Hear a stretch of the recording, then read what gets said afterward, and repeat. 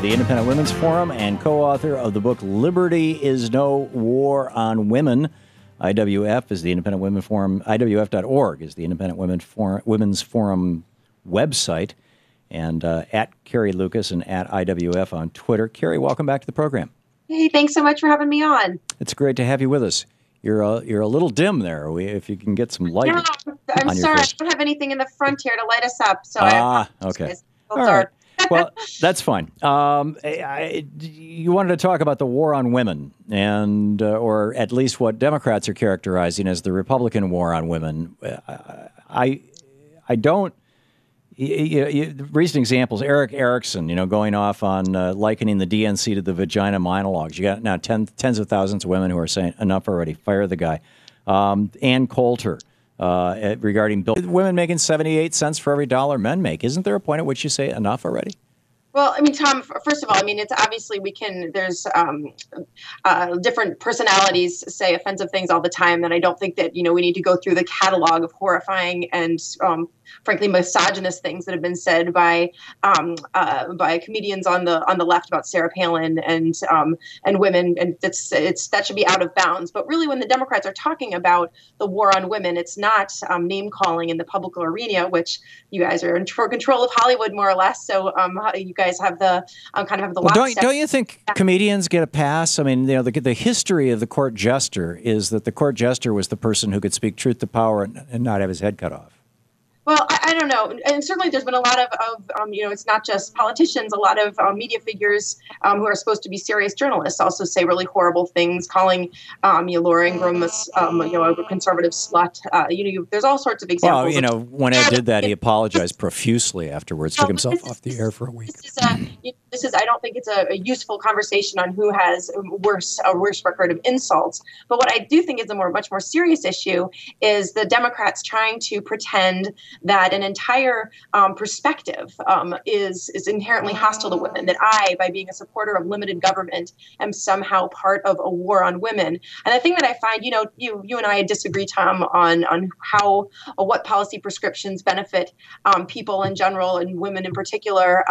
But I don't think it's, Let's try going up to 60,000 feet and looking down in the largest possible context. Would you not agree that most businesses in the United States are run by men? Well, actually, I mean, that's more complicated than certainly most of the top CEOs in Fortune 500 are disproportionately male, but women are now more than half of managers. So when it comes to day-to-day decisions, women are in positions of power throughout the economy. So the glass ceiling has been raised. Sorry? So the glass ceiling has been raised. No, well, it's certainly been raised, and I think that when we've talked about this before, that there's a lot of reasons why women aren't as likely as men to pursue the top jobs. And there's been tons of research on this, and the Department of Labor comes out with new studies all the time that shows that women on average work fewer hours than men. Full-time working women choose or spend less time in the office than men on average. And it's really a surprise that somebody who works more hours ends up making more. This is, again, we're talking in the aggregate. And this is why the wage gap numbers are so misleading. And I think, well, yes and no. I mean, those stats of the differences between men and women are for the same person doing the same job in the same place. No, they're not, Tom. You know that the 77 cents on a dollar is just that is full-time working people. It doesn't control for industry. It doesn't control for education. It doesn't control for hours worked. Once you start controlling for hours worked, it starts disappearing. Hours worked alone makes up a good almost. So you don't. In other words, Carrie, you're suggesting that the fact that most businesses in the United States are controlled by men does not mean that. Well, actually, let me just lay out the logical argument that I was going to make, and maybe you can punch a hole in it. If you have a group that controls the business world, and historically that has been white men, and they have as a, let's call it an unconscious policy. People are most comfortable hanging around with people like them, right? So they have an unconscious policy of choosing only to have white men as in the areas of power to which they're closest. Is there any force outside of government that could break that up so that people other than white men might have access to those high positions of power?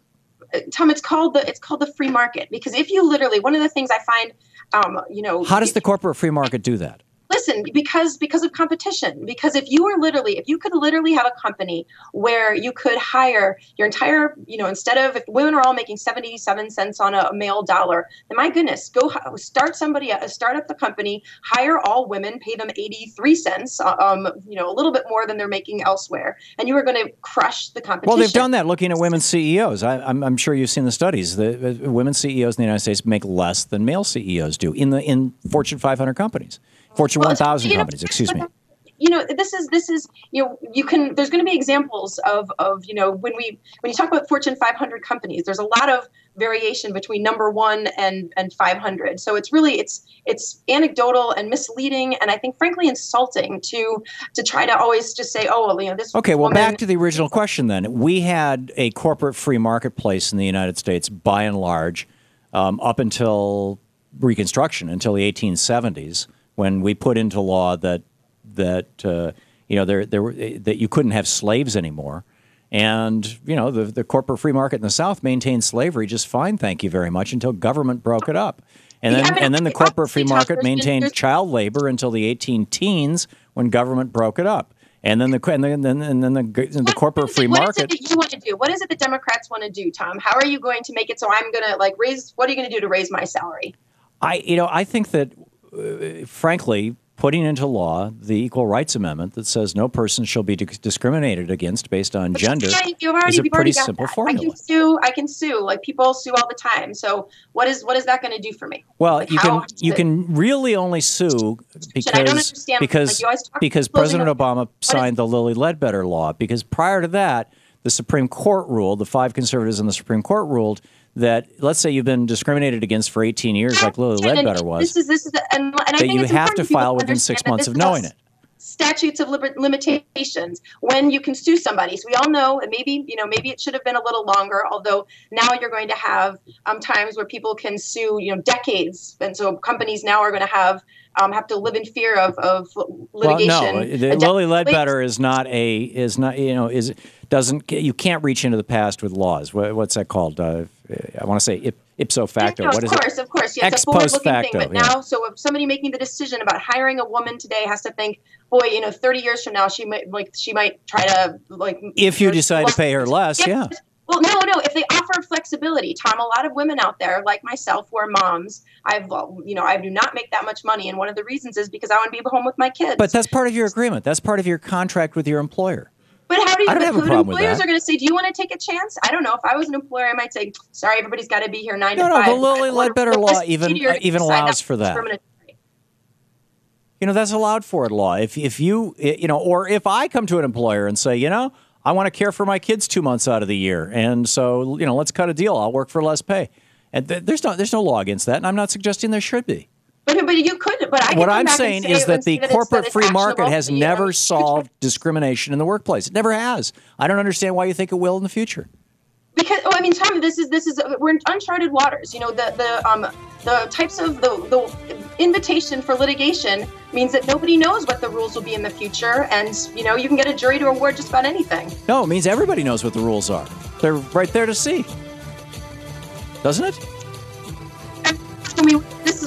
We're in uncharted waters, but this isn't even what the Democrats are talking about. Okay. With women, they just want to silence us. I leave you with the final word. Carrie Lukas, IWF.org. Thank you, Carrie.